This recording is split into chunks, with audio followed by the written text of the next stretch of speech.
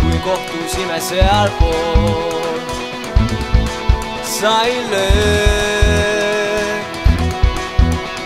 antud kahele. Ja nüüd, kui terendamas lõpp on nool,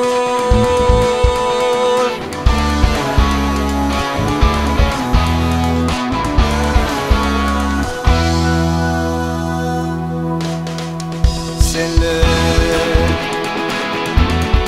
edu hakkab saatma ta.